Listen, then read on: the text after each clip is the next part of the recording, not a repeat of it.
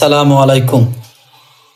আজকে আমরা সমাধান করতে যাচ্ছি নবম দশম শ্রেণী হিসাব বিজ্ঞান বইয়ের পঞ্চম অধ্যায়ের 1 নম্বর সৃজনশীলটি। এই সৃজনশীলটা তোমাদের জন্য খুবই গুরুত্বপূর্ণ একটি সৃজনশীল।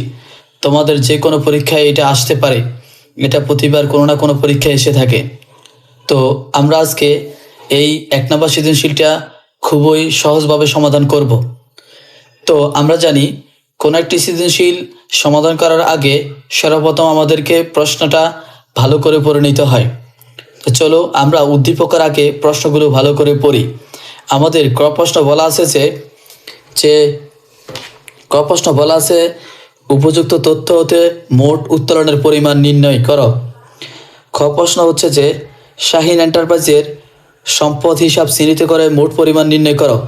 এই সম্পদ হিসাব বলতে এখানে মোট চলতি সম্পদ, স্থায়ী সম্পদ, সব সম্পদে যোগ করে মোট পরিমাণ নির্ণয় করতে বলছে। এরপরে গ প্রশ্ন বলা আছে উল্লিখিত হিসাবগুলো থেকে, এই উদ্দীপকের হিসাবগুলো থেকে মোট দায়ের পরিমাণ নির্ণয় করতে বলছে। এখানে মোট দায় বলতে বোঝানো হচ্ছে যে চলতি দায়, দীর্ঘমেয়াদী দায়, দুইটা যোগ করে যা হয় তাই। তো চলুন আমরা এখন উদ্দীপকটা পড়ি। বলছে সৃজনশীল প্রশ্ন 1, শাহিন এন্টারপ্রাইজ এর সৃজনশীল 1, শাহিন এন্টারপ্রাইজের 2025 সালের 31 ডিসেম্বর তারিখের খতিয়ান হিসাবের উদ্বৃত্তের পরিমাণ নিম্নরূপ। এখানে যে সমস্ত উদ্বৃত্তগুলো দেখা যাচ্ছে এগুলো হচ্ছে খতিয়ানের উদ্বৃত্ত। তো মূলধন ছিল 2.5 লাখ টাকা, এরপর হচ্ছে যে বকেয়া ঋণ 1 লক্ষ টাকা, অগ্রিম ভাড়া, মূলধন প্রতিষ্ঠানের জন্য অন্তদায়,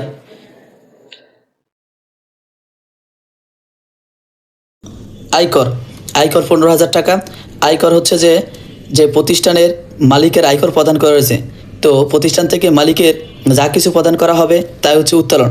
তাহলে আমরা বলতে পারি আয়কর উত্তোলন হিসাবে লিপিবদ্ধ হবে। এরপরে বকেয়া বেতন, বকেয়া বেতন হচ্ছে 12,000 টাকা। আমরা জানি ব্যয়ের টাকা বকেয়া থাকলে দায়, আর ব্যয়ের টাকা অগ্রিম দিলে সম্পদ। তাহলে এখানে বেতন হচ্ছে ব্যয়, আর ব্যয়ের টাকা বকেয়া থেকে গেছে, তাহলে এটি একটি চলতি দায়, চলতি দায়। এরপর হচ্ছে জীবন বীমা প্রিমিয়াম। প্রতিষ্ঠান তো আর জীবন নাই, জীবন হচ্ছে যে মালিকের। তো মালিকের জীবন বীমা করা হয়েছে, সেটার প্রিমিয়াম প্রদান করছে প্রতিষ্ঠান থেকে। মালিকের হইয়া প্রতিষ্ঠান থেকে যা কিছু প্রদান করবে সব কিছুই উত্তোলন হিসেবে লিপিবদ্ধ হবে। যেমন আয়কর, জীবন বীমা, এটা উত্তোলন। এরপর হচ্ছে যে প্রদেয় বিল 30,000 টাকা। বিল বকেয়া রয়ে গেছে, বিল এখনও পরিশোধ করা হয় নাই, তাহলে বিল ব্যয়ের টাকা বকেয়া থাকলে চলতি দায়, তাহলে প্রদেয় বিল হচ্ছে যে চলতি দায়। এরপর হচ্ছে যে আসবাবপত্র হচ্ছে প্রতিষ্ঠানের জন্য স্থায়ী সম্পদ, তাহলে আমরা লিখতে পারি এটা স্থায়ী সম্পদ, স্থায়ী সম্পদ। এরপর হচ্ছে যে প্রাপ্য হিসাব হচ্ছে যে ধারে বিক্রি করলে প্রাপ্য হিসাব সৃষ্টি হয়। তাহলে প্রাপ্য হিসাব হচ্ছে যে আয়ের বকেয়া থাকলে সম্পদ, তাহলে আমরা বলতে পারি এটি একটি চলতি সম্পদ। প্রাপ্য হিসাব মানে আমি অন্য কারো কাছ থেকে টাকা পাবো, এখনও পাই নাই, তাহলে কারো কাছ থেকে যদি টাকা পাই তাহলে সেটা হচ্ছে চলতি সম্পদ, যা প্রাপ্য হিসাবে লিপিবদ্ধ করা হয়, চলতি সম্পদ। সাপ্লাইজ প্রতিষ্ঠানের চলতি সম্পদ।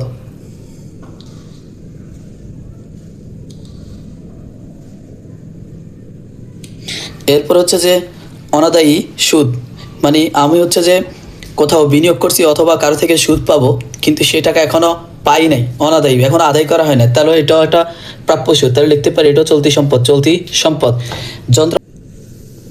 যন্ত্রপাতি, যেটা হচ্ছে স্থায়ী সম্পদ।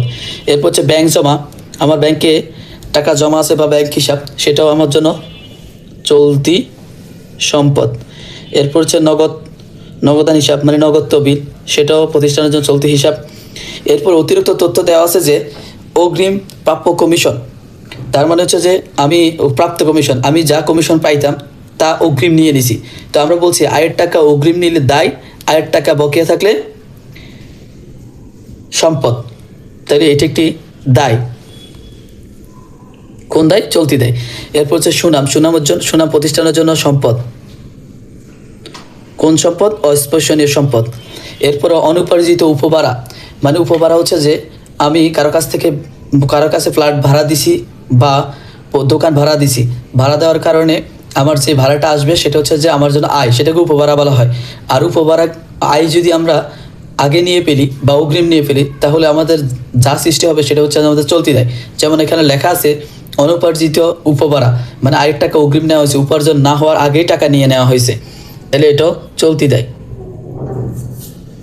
এরপরে ব্যাংক জমাতিরিক্ত উত্তোলন।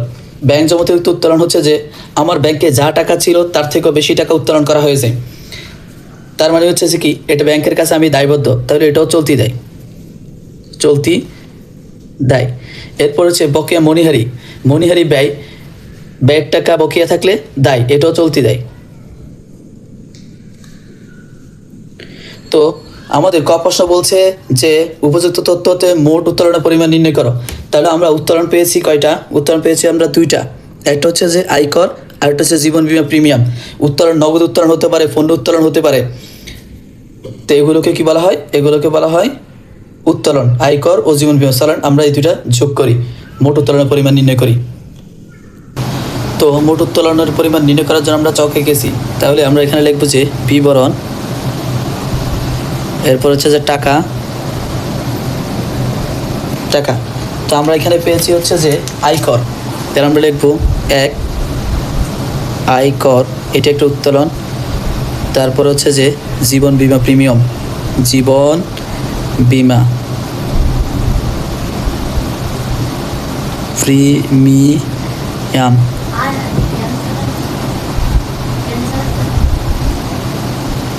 জীবন বীমা প্রিমিয়াম হচ্ছে কত?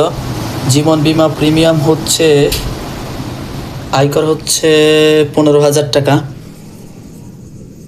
জীবন বীমা প্রিমিয়াম হচ্ছে 5,000 টাকা।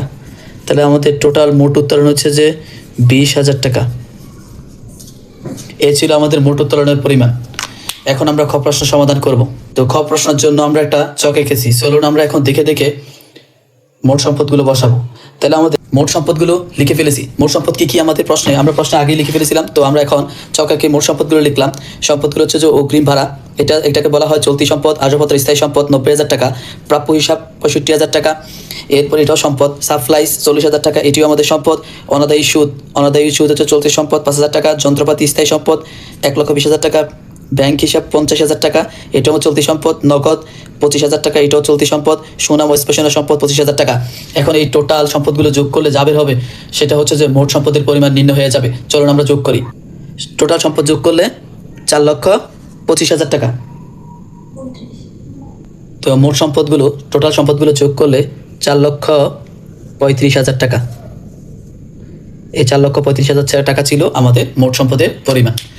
এই ছিল আমাদের ক্ষয়ের আনসার। চলুন আমাদের গতে বলছে মোট দায়ের পরিমাণ নির্ণয় করো।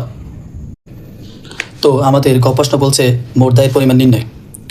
মোট দায় আমরা পেয়েছি হচ্ছে যে বকেয়া ঋণ 1,00,000 টাকা, তারপর হচ্ছে যে বকেয়া বেতন 12,000 টাকা, তারপর হচ্ছে প্রদেয় বিল 30,000 টাকা, তারপরে আমরা পেয়েছি হচ্ছে যে অগ্রিম প্রাপ্ত কমিশন 4,000 টাকা, তারপরে হচ্ছে যে আমরা পেয়েছি অনুপার্জিত উপভাড়া 2,000 টাকা, ব্যাংক জমাতিরিক্ত উত্তোলন 8,500 টাকা, এরপর হচ্ছে বকেয়া মনিহারি 3,000 টাকা।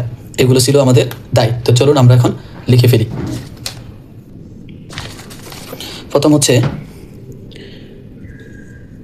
বকেয়া ঋণ। বকেয়া ঋণ।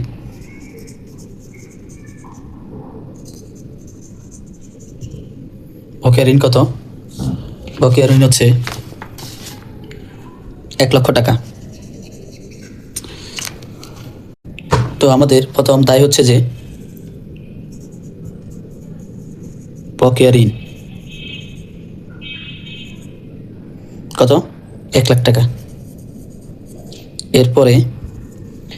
এরপরে হচ্ছে যে বকেয়া বেতন।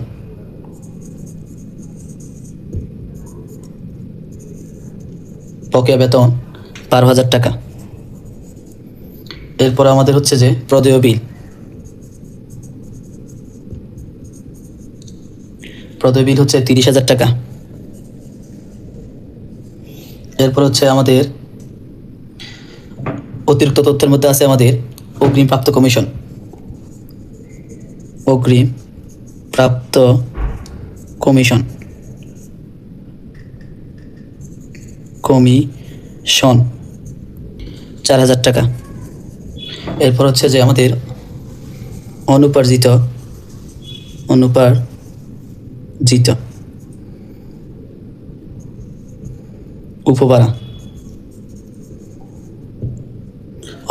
উপভাড়া হচ্ছে 2,000 টাকা, এটাও চলতি দেয়। এরপর হচ্ছে ব্যাংক জমাতিরিক্ত,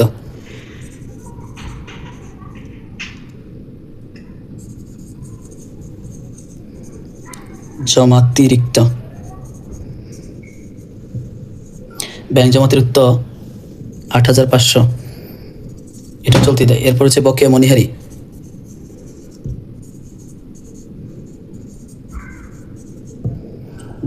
হচ্ছে 3,000 টাকা। তো টোটাল যোগ করলে হচ্ছে 1 লক্ষ যোগ 12,000, 1 লক্ষ যোগ 12,000 যোগ 3,000 যোগ 4,000 যোগ 2,000 যোগ 8,500 যোগ হচ্ছে 3,000, তার মানে হচ্ছে যে 1,59,500। এ ছিল আমাদের সুতরাং মোট দায় সমান 1,59,500 টাকা।